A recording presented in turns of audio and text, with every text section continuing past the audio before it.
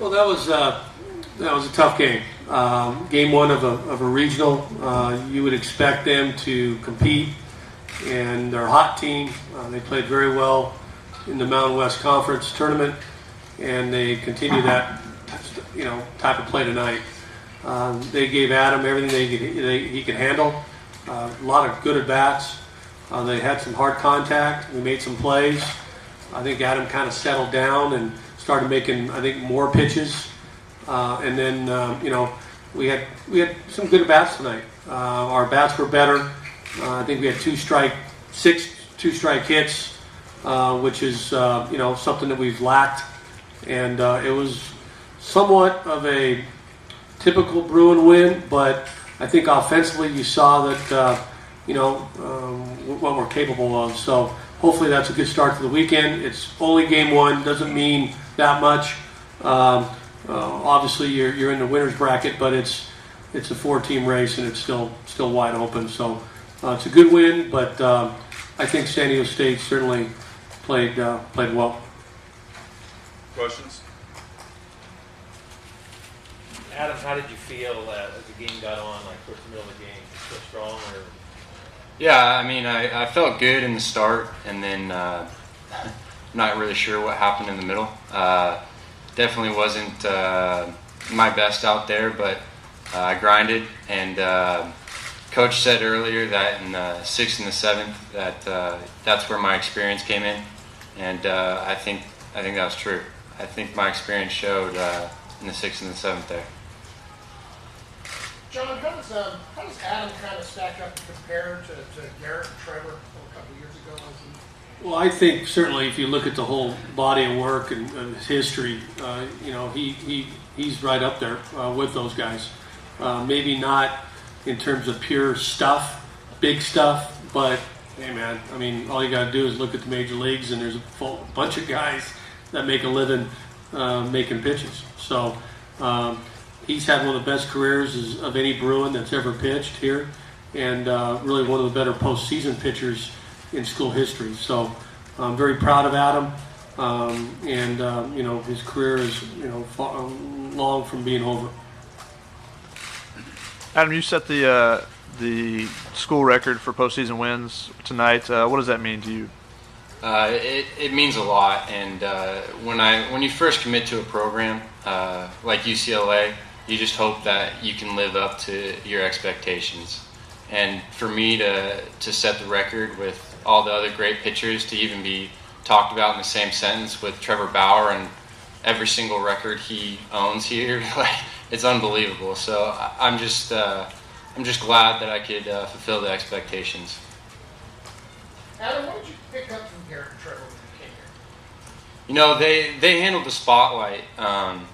First and third overall pick, you're going to have a spotlight all year long, and that was the biggest thing. I think Trevor did really well his junior year of handling the spotlight, and Garrett did too. And I think that was the thing that I learned the most, was how to be known and how to be effective at the same time. John, can you talk about that fourth inning? First, Pat gets on, he hits first base. Ball hits first base, and it bounces up, and then ball bounces off their shortstop, and then Pat Gallagher's hit, is right outside the first baseman's glove. Is it just some good luck, or you guys got some breaks, or? Well, it's baseball. We hit some balls hard, and they went right to them, and so did they. The ball off the bag, it's a squibber, and that's bad luck for them, certainly. And then I thought Shane hit the ball hard to short. I thought Pat hit the ball hard to first. That's all you can do, is try to hit the ball hard, and hopefully you can beat an infielder or get a ball by an infielder. So it happens every night in baseball. There's balls that are hit hard and are caught, and there are outs in the book, and then you get a Vlaka hit that it's a base hit, and so we're fortunate. You got to be lucky at times, and certainly I think at that inning there was a few balls that we were pretty fortunate. Hey, Pat, what was your approach in that at bat in the fourth inning when you get the big hits? And did you notice that the first baseman was really hugging the line? My approach really was just to, put something hard in the air just to get a sacrifice fly. But when it gets down to 2 strikes, we just try to battle and just have trust that the next guy, if I don't get it done, Brenton comes up and I'm sure he gets the job done. But just battling and putting a good swing on it is really the key in that situation. Just try to create something. And I really didn't notice where he was playing me. I just knew they were throwing in on me a lot, and so I just tried to get the barrel of the ball. Adam, seemed like in those middle innings a little bit when you settled down, you got to a stretch there where you got a bunch of fly ball outs. I guess it's kind of what you like to do anyway. But what was the key to that? Just locating, hitting your spots a little bit better? Yeah, I started commanding my fastball, and I don't think I did a very good job of that early. And at the end, it paid off. I got in a rhythm with the umpire, Fred, and I kind of had a good idea of the strike zone, and just went from there. Any more questions? Coach, looking forward to Cal Poly. They're likely to throw him off tomorrow, lefty, and you guys have a very heavy lefty lineup. What are you looking for? Well, we've seen that all year. We've really seen it the last couple of years. We've been pretty dominated left-handed hitting team, and so we get a lot of practice. And but it is something that we have to see the ball longer. We got to use the middle of the field. Got to stay with the baseball.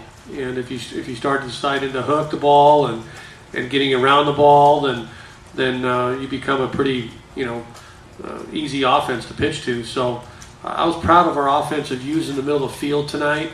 And regardless of who's on the mound, you gotta do that. And when we have been a good offensive team this season, that's what we've done, even against left-handed pitching. And I've heard a lot of good things about him. We've seen him on video, and we expect him to be very good. But our hitters are, I think, a little more accustomed to seeing left-handed pitching on June 1 than they were, in February. Coach, with 4 straight time hosting a regional, Cal Poly hasn't played in 4 years in the postseason. How much does your experience play into going into tomorrow? They're very well coached. Coach Lee does a great job. I respect Cal Poly as probably as much as anybody in the state of California and certainly on the West Coast. They do such a good job. I mean, I know that program well, being at Irvine and in the Big West and certainly playing it here at UCLA and even at back when I was an assistant. So I don't think experience is great. It shows throughout the game, but talent and good preparation and good coaching and all those are big factors right now, of course. And like I said, this tournament's far from being over with, and so we know Cal Poly's going to be good. And we watched them today, and they scored 9 runs, and they had a lot of 2-strike hits and 2-out hits as well. So they're an offensive team. They're one of the better offensive teams out there, and I think if you talk to anybody in the Big West, they would have to agree. Pat, people probably look at your stats and see, hey, this team's hitting 249, and kind of dismiss you guys as an offense. But do you feel like this team, you've been able to have more competitive at-bats in the second half, and you feel like your confidence is growing as an offense? I mean, I think definitely it's growing as an offense. I think we're starting to get in the mode of trusting the guy behind us more and letting that affect our at bat. So, just trying to hit the ball hard and give the team a quality at bat rather than trying to win it on one swing. Using that approach, and I think that's been a big part of our turnaround in the second half.